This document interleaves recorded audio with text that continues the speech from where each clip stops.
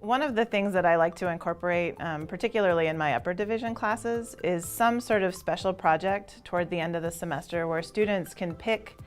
a topic that interests them and figure out how to apply the things that we've learned in class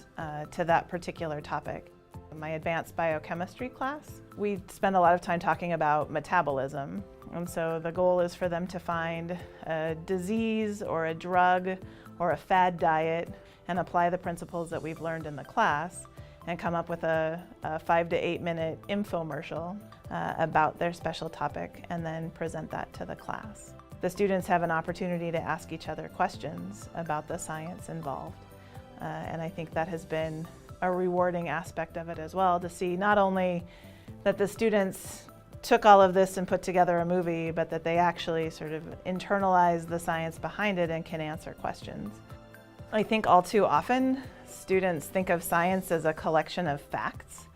And what I really want them to get out of this is that at some point in time, all of the facts that we now know were somebody's hypothesis, and that they actually had to design experiments and test those hypotheses in order to figure out what was going on, and that the field is ongoing. So as they continue to test these hypotheses, right, our understanding of what's really going on in the living world continues to gain resolution, and we continue to learn new facts.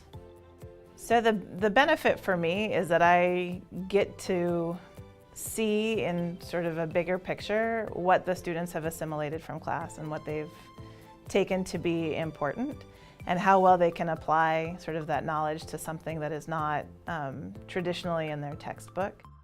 We have so little time actually in class to talk about all the cool things that are going on in particularly in biochemistry right now.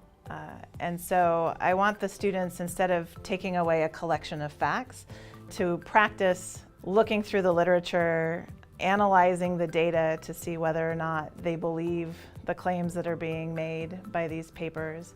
and to have the skills, right, when they leave my class, to be able to evaluate claims that they might see in the media that have some sort of scientific background, but not necessarily the complete information. And so one of the reasons I like this project is because it makes them go out, seek information that is interesting to them, and then critically consider that information, analyze the data, become familiar with the process. And I think that is a better example of what they're going to be doing as scientists, or even as citizens with, right, an appropriate science background.